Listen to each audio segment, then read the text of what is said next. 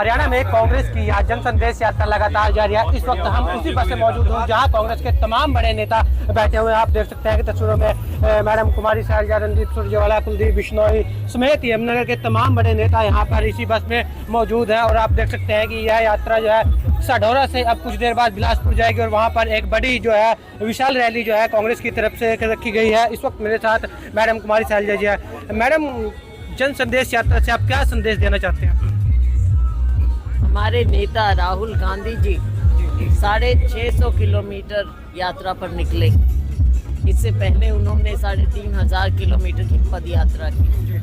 लोगों के बीच में जाकर लोगों की दुख तकलीफ सुनना, लोगों को संदेश देना, भारत जोड़ो के माध्यम से उन्होंने देश को भाईचारे में एक बंधन में बांधने की कोशिश की उन्होंने। अब जो वो लेकर चले हैं भारत जोड़ो न्याय यात्रा। आज के दिन ज़रूरत है, हर एक को न्याय चाहिए। आप किसी भी तबके से पूछ लीजिए, किसान से पूछें, वो दुखी है, उनको कहा कि आपकी आमदनी दुगनी करेंगे, आज कहीं आसपास भी नज़र नहीं आ रहा। MSP का कानूनी दर्जा कहीं नज़र नहीं आ रहा। क्या हुआ उसका, क्या होगा, कुछ मालूम नहीं। हमारा गरीब आज गरीब और गरीब होता जा रहा है। महंगाई इतनी बढ़ गई है, मजदूरी बढ़ नहीं रही है। और बेरोज़गार युवा की अगर आप पूछें, आज हमारे नौजवान दर दर भटक रहे हैं, पलायन करने का प्रयास होता है, विदेशों में जाएं, इन लोगों के हत्थे चढ़ जाते हैं, माँ बाप उनकी अपनी ज़मीनें गिरवी रखते हैं। बीजेपी कहती है कि हम तो रोजगार दे रहे हैं। जी बिल्कुल दे रहे हैं, पकौड़े तलवा रहे हैं, रोज़गार है। इजराइल भेज रहे हैं, रोज़गार। हमारे यहाँ क्या है, सरकारी नौकरियाँ आप निकालते नहीं, भरते नहीं, प्राइवेट सेक्टर को आप ख़त्म कर रहे हैं। केवल कुछ बड़े अडानी अंबानी जी जैसे लोगों के, कुछ बड़े धनाढ्य लोग हैं जिनका कारोबार बढ़ रहा है। लेकिन सबसे ज़्यादा रोज़गार देता है हमारा जो मध्यम और लघु उद्योग है, वो ख़त्म होता चला जा रहा है। तो रोज़गार कहने की बात कुछ है, लेकिन हो कुछ और रहा है। क्या कारण है कि आज के दिन हमारा युवा इतना निराश और हताश हो गया है? रही सही कसर इस नशे ने। हमारे जिस तरह से नशा फैल रहा है, तो शासन प्रशासन दोनों आज के दिन फेल मुद्दे बहुत। मैडम, ईडी का लगातार जो है जिसका इस्तेमाल किया जा रहा है, विपक्ष कह रहा है कि जो है इस्तेमाल किया जा रहा है बीजेपी की तरफ से, लेकिन बीजेपी कह रही है कि ये काम तो कांग्रेस की सरकार में हुआ करते थे। ये तो आप देख लीजिए, प्रत्यक्ष को प्रमाण की ज़रूरत नहीं है। जो ऑपोजिशन के लोग हैं या जो इनके खिलाफ आवाज़ उठाते हैं या जो अपना आज़ाद भी दिमाग रखते हैं, उनको भी प्रताड़ित हर एक के घर ईडी पहुंच जाता है।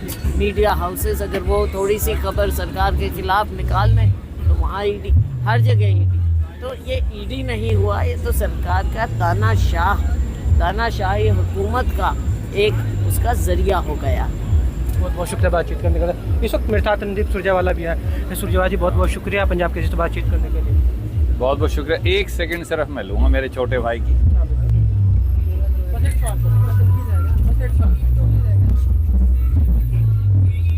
अब किस तरह का रिस्पांस लोगों से मिल रहा है सर? हजारों लाखों साथियों ने कांग्रेस संदेश यात्रा में जिस प्रकार आगे बढ़कर राहुल जी और खड़गे जी के संदेश को समर्थन किया है, जिस प्रकार से शैलजा जी को, मुझे, किरण जी को, हमारे साथियों को स्नेह दिया है, जिस प्रकार से कांग्रेस की नीतियों और रास्ते में विश्वास जताया है, जिस प्रकार बदलाव की हुंकार जगी है, जिस प्रकार न्याय की गूंज रही है, ये दर्शाता है कि देश और हरियाणा दोनों में बदलाव निश्चित है। हमारा लक्ष्य केवल एक है, अर्जुन की तरह 10 की 10 सीटें संसद में हरियाणा से कांग्रेस की झोली में आए और फिर हरियाणा में सत्ता परिवर्तन भी हो और व्यवस्था परिवर्तन भी। क्योंकि किसान उत्पीड़ित है, युवा बेरोजगारी का शिकार है, महिलाएं पर महंगाई की मार है, दलित और पिछड़ा उपेक्षा का शिकार है और चारों तरफ हाहाकार है। ऐसी ही खट्टर सरकार है। बहुत बहुत शुक्रिया, क्योंकि समय कम था, सवाल बहुत ज़्यादा थे। अब देखना होगा कांग्रेस की इस संदेश यात्रा से कितना बदलाव हरियाणा में आता है। पंजाब केसरी के लिए परवेज खान, यमुनानगर। हमसे जुड़े रहने के लिए हमारे YouTube चैनल को सब्सक्राइब करें और नई वीडियो की नोटिफिकेशन के लिए बेल आइकॉन को दबाएं। अगर आप ये वीडियो Facebook पर देख रहे हैं तो लाइक जरूर करें और ज्यादा से ज्यादा शेयर करें। धन्यवाद।